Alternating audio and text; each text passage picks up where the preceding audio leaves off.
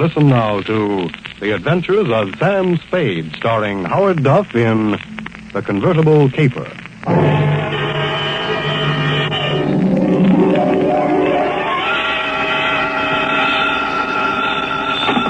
Sam Spade Detective Agency. Me, sweetheart. Sam! I knew you'd have the courage to come back and face it. Well, I'm back, Effie. What shall I face first?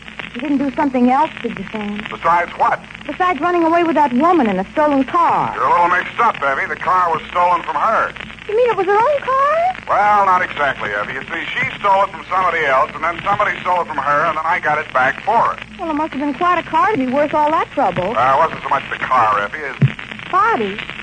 Sam, I don't understand. Think it over, sweetheart. I'll be right down to dictate my report.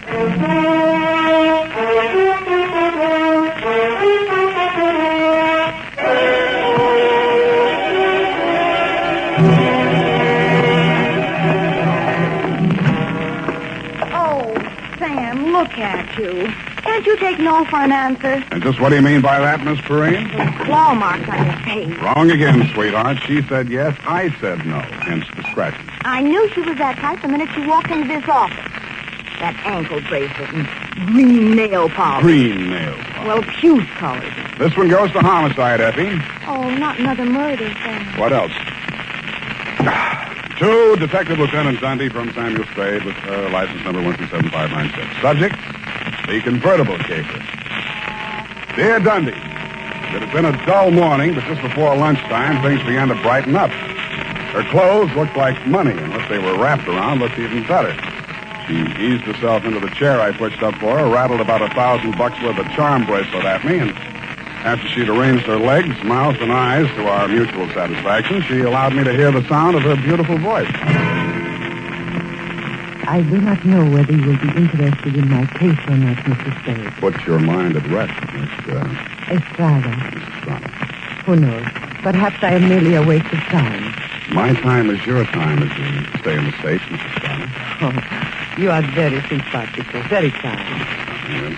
Entonces, my automobile has been stolen. When and from where? Last night, after midnight, while I was checking in at the Hotel San Rafael, where I am staying, I foolishly left it parked outside with the keys in it. Have you reported this to the police? No. I suggest you do. No. No? No. Well, why not? Because I stole it from another. Oh, I see. No, but you do not yet know all. If the police find the card and notify the one from whom I stole it, then that one will know that I am in San Francisco. And that's bad. He must be bad. If he finds out I am in San Francisco, then he will come here and kill me. That is why I must recover the car rapidly and without the police. You will be glad to help me. Be very pleasant, Mrs. Estrada, but hot cars are not exactly in my line. You wish that I don't think anybody would murder you just for stealing his car. Oh, not for the car, no. Already he tried to kill me once, twice, 3 times.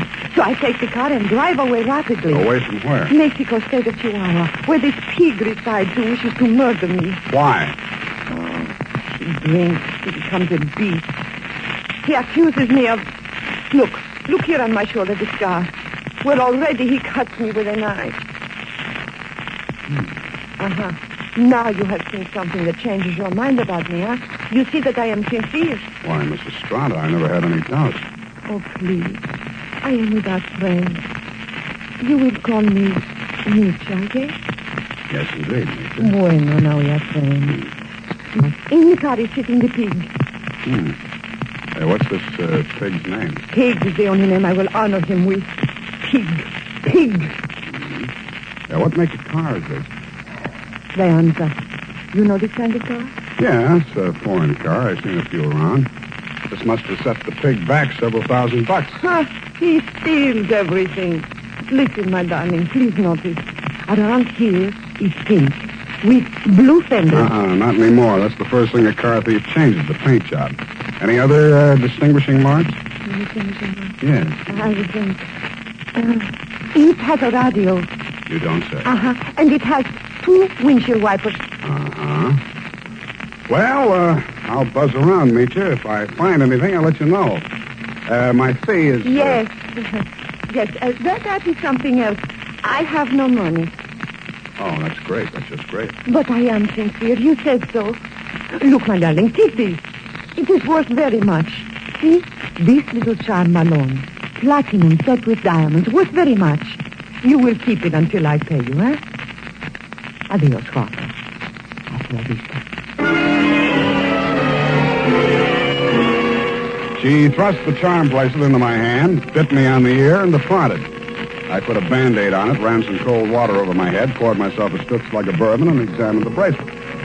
The dangle she pointed out was a white metal disc with a monogram in diamonds, two vertical bars with a horizontal one on top. It was the Greek letter pi or the initials PT, depending on who had stolen it from whom.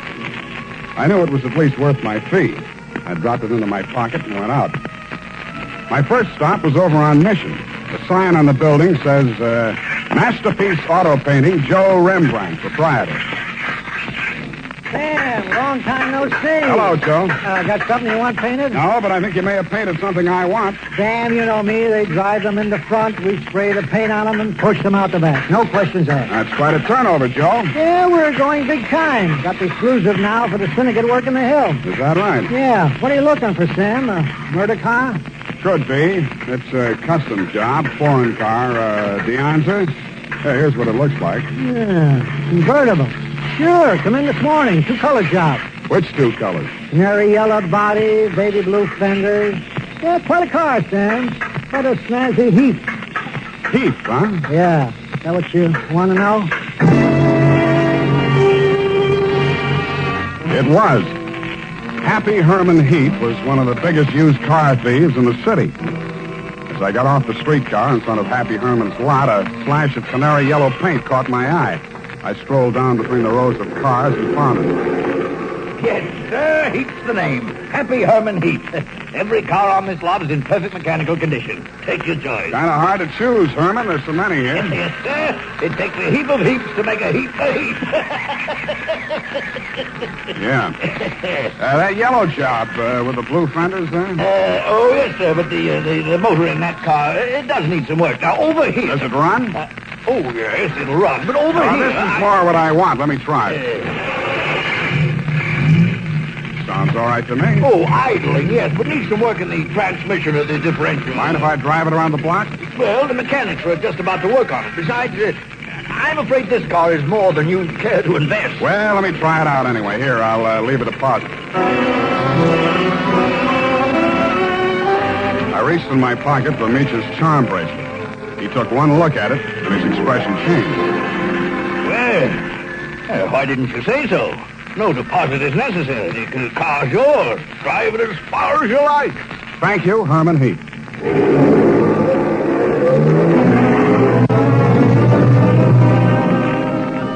I took him at his word. I put the magic bracelet in my pocket, drove back to O'Farrell Street, parked in front of the San Rafael Hotel, slipped the doorman a buck to wash it for me, and went on into the lobby. The desk clerk said that Senorita Estrada had checked out 30 minutes before, leaving no address.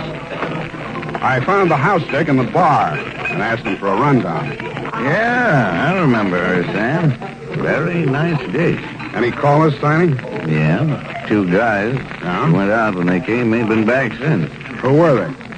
You won't believe it, Sam. One of them was Tom Carey. What's he doing in San Francisco? He's wanted for murder. And I don't know, but there must be plenty in it if it brought him back across the border. He's staying here? Yeah, room 613. Do me a favor, will you, Tiny? Anything at all, Sam. There's a car parked outside in the loading zone here. Stow it in the hotel garage for me, will you? Upstairs, as far out of sight as you can get it. I went upstairs and rang the buzzer at room 613. The door was opened by a little dark-complected man with hard eyes and Indian features. There was a mean-looking knife in his hand, but he put it away at a nod from Tom Carey. How'd you find out I was in town? Not from Meecha. I don't know how much he told you, Sam, but if he told you this much, he was 11. It's $1 million caper. And you know some of the things I've done for less. What's in it for me? What'd she pay you? Nothing. She left this charm bracelet in Hock. Now, boss, I caught him now. Shut up, Parker. Give me that bracelet. Mine. Watch it, Tom. Don't crowd me. I got something bigger than this or you wouldn't be here. All right, Sam, what do you want? I want to hear you talk. I guess you know I've been down Mexico way. I'm listening. I got a little business down here, garage business. Running hot cars across the border from the States? We cool them off. Little body work and his serial number, like plastic surgery. Sounds like a good business. You shouldn't be neglecting it. You met the dame. She says you want to kill her. I was off my trout. I scared her. I didn't mean anything. I thought I could scare her into sticking around. I let Parko nick her shoulder a little bit. Oh, just a little bit. Yeah. I figured her wrong. I know that now. If I could see her for 5 minutes just to talk to her, I know it'd be okay. I can't help you, Tom. I want to talk to her myself. Listen, she hasn't got a penny, only that car. She figures I'm peddling that. Not anymore. She already stole it? Some car thieves took it. She hired me to trace it. Listen, Sam. Maybe broke in a strange country. I'd look good to her again. Here's $1,000, Sam. Oh, this is so sudden, Tom. Nothing. When you see her again, give her that bracelet back, yeah? It was a present from me. And whatever you do, don't find that car. Okay, Tom, that's a promise. Thanks, man. Only one thing I don't understand. You said it was $1 million caper. I meant that. She's worth $1 million to me, Sam. The girl, Tom, or the car? Oh, I wish you hadn't asked that question, Sam. I really do.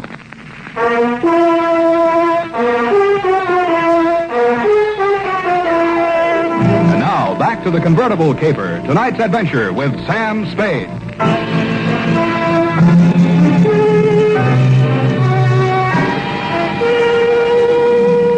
When Tom Carey said $1 million caper, he meant just that.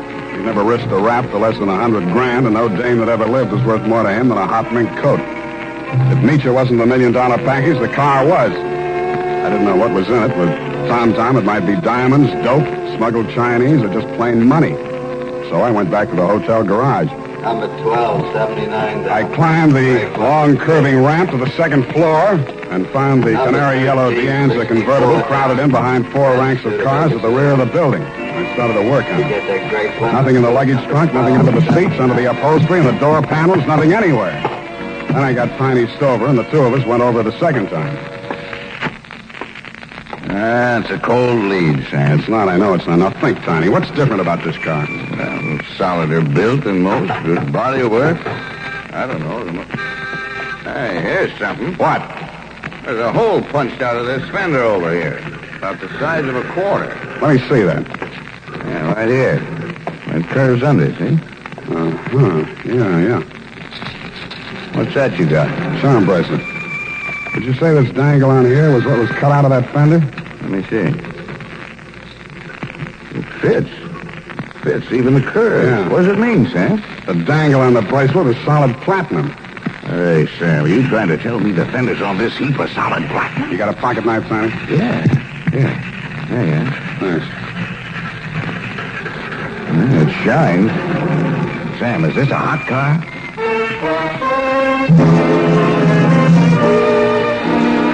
I didn't answer him. I didn't have to. He looked from the gray-white gleam of the bracelet shine to the square of paint I'd scraped off the fender and answered the question himself. Nietzsche's convertible was convertible in more ways than one. It was about the hottest car in San Francisco as of that moment. After I'd left the garage, I tried to phone Tom, but he wasn't in. I had an uncomfortable feeling he was out looking for me. He was. As I stepped out of the phone booth, there was a rush of air past my left ear. A knife stuck in the wood less than an inch west of him. I came out in the street and trying to see him duck around the corner into an alley. I ran after him. I collared him and stood him up against a wall. Let me go. I cut you down. What do you know about that car? Come on, talk, or you get more of this. I don't know nothing. They don't tell me nothing. Where's Meacher? I don't know. Mitchell don't know nothing either. Only Tom and... Tom and who else? I don't talk no more. They cutting you in? I don't need no cut. The boss, he pays me good. 40 pesos. Sometimes more. Work for me and I'll cut you in. I cut you to pieces. The boss treats me good. Sure, you do all the dirty work. There's any trouble, you'll take the rap. What means rap? They put you in a little room and squirt gas in you. You fall dead. Gas? Tom do this? He does indeed. Venga. Come, I take you to see the man. Su nombre es Félix. I think he will be very happy to see you.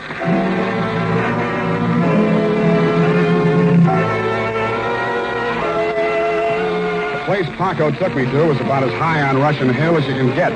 The house was old, faced in brownstone, and had a high iron fence around it. On the gate was a nameplate, H.H. Lovelace. When I opened it to go in, I noticed that Paco was no longer with me. Oh, Mr. Spade, come in. The gray-haired gentleman who greeted me was wearing a wing collar, a carnation, and a very distinguished air.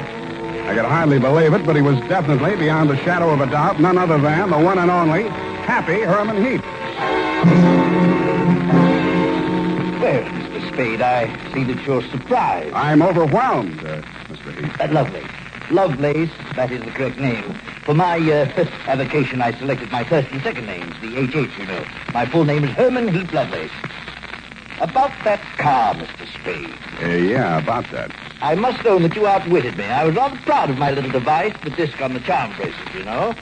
When you showed it to me at my business establishment, I naturally thought you were authorized to fix the car. Yeah, naturally.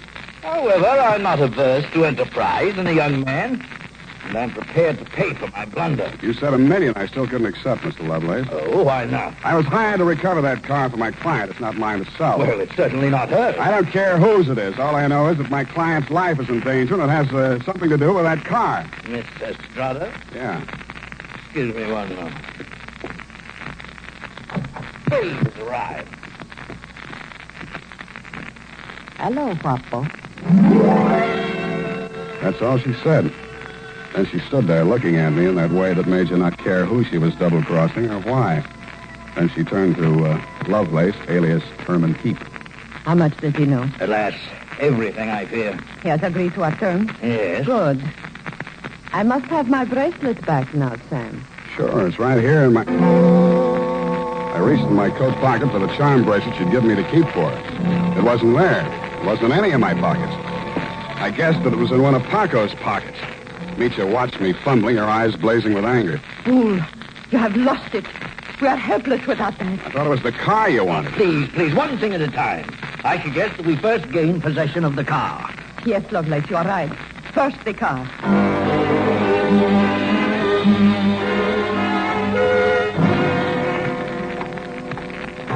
Ah, yes. This is the car at last. A princess in vulgar raiment, but still a princess. No royal coach carrying a king to a coronation ever held such riches. Hey, you talk too much. Oh, I do. Well, take your place at the wheel, Mitya. We shall drive out of here into a splendid future. After you, Mr. Spade. No, Mr. Heap. After you. Yes. Ironic, isn't it, that with all my varied interests, I've never learned to drive a car. There tu poco, viejo. You seem kind of shaky, Mitya. You sure you can handle the car down the ramp? I'm a very good driver, Guapo. Mitya, stop, put on your brakes. There's a man coming up the ramp.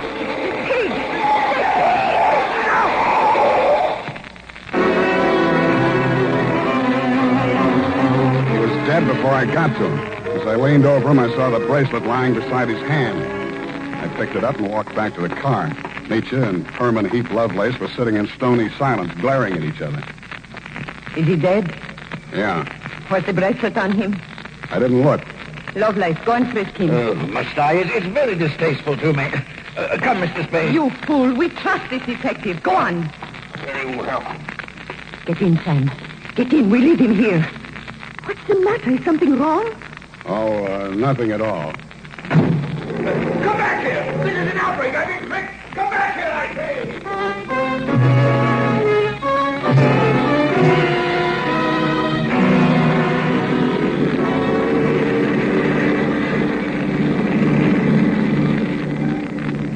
Please, Guapo. A cigarette. Sure. Here you are. Gracias. De nada. I saw you pick up the bracelet. I meant that you should share with me. That is why I gave you the bracelet in the first place. I liked you. Couldn't have been because you were safe as long as Tom didn't know where the bracelet was, and if you had to kill somebody for it, it would be me. Please, querida, what does it matter now? We are together, we have the car, we have the bracelet, and the pig is dead. That's what worries me. Oh, surely you do not think I meant to kill him. Of course not. Your foot just slipped. You stepped on the gas by accident. Yes, that was it. It won't stick, sweetheart. Not with me. But with the police? My story won't help you. I don't know enough. Oh? Then I tell you everything. I was with Tom for a year. I hated him 365 days. I tried to run away. Always that Paco came after and brought me back. Then, Senor Lovelace came with the car. Senor Lovelace had much money, but he could not take it from the country. So he stole platinum. Some he received from refugees who had sent their fortunes abroad in that form. But there was no safe way to get it across the border. So for a cut, Tom had the platinum made into fenders and welded onto the car. Why was the bracelet so important? It was too dangerous for Lovelace to bargain directly.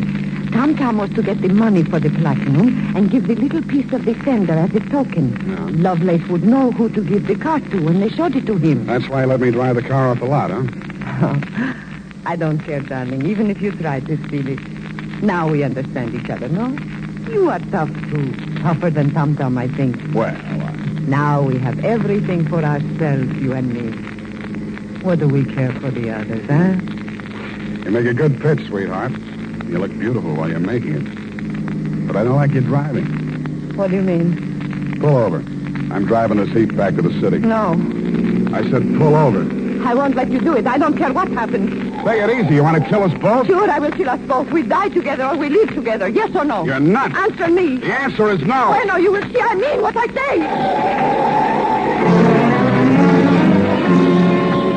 The fog thinned out just as we rounded a bend in the road. There was a point ahead with a sheer 300-foot drop to the sea. She jerked the car away from the pavement and steered straight at it. I grabbed the wheel and twisted it. The car skidded on gravel and slid sideways toward the cliff. I got the door open and tried to yank her out with me. She held on and kicked me until I rolled free.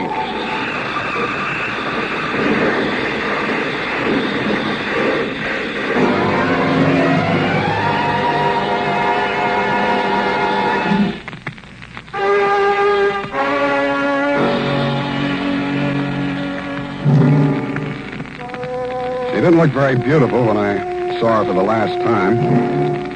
And the flashy convertible was a pile of junk. Very expensive junk, but junk all the same. I understand the federal men have confiscated the platinum and are holding Lovelace for questioning. I doubt if he'll crack. Nobody can embarrass a used car salesman. Period. End of report. Sam, do you really like this racket we're in?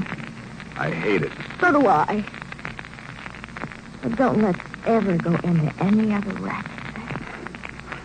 It's a promise, sweetheart.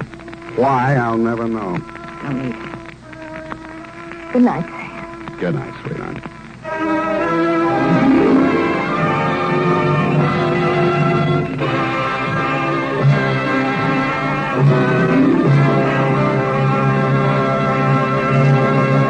The Adventures of Sam Spade, Dashiell Hammett's famous private detective, was written for radio by Bob Tolman and Gil Dowd, with musical direction by Lud Gluskin.